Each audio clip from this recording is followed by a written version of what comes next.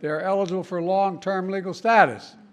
Today, I'm announcing a common-sense fix to streamline the process for obtaining legal status for immigrants married, to American citizens who lived here for a long time.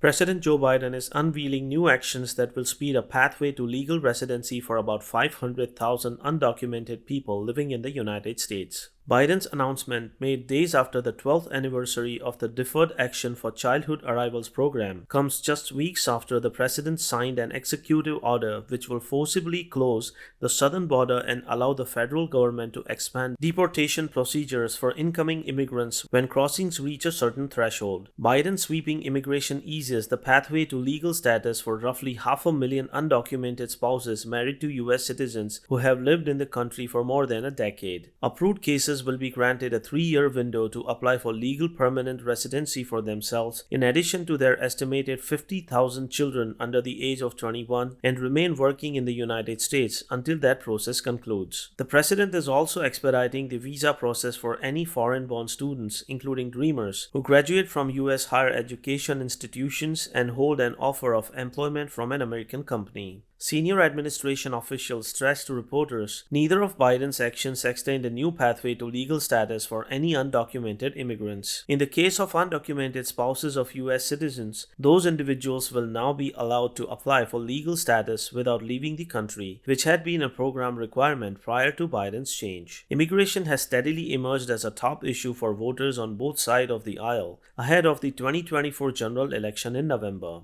Polling conducted by Pew Research found that the share of people who think illegal immigrants should not be allowed to stay in the country has steadily increased since 2017. Multiple Democratic strategists with close ties to the Biden campaign and White House rejected the idea that the president's June 18th moves were a reaction to blowback his border order fomented among allies.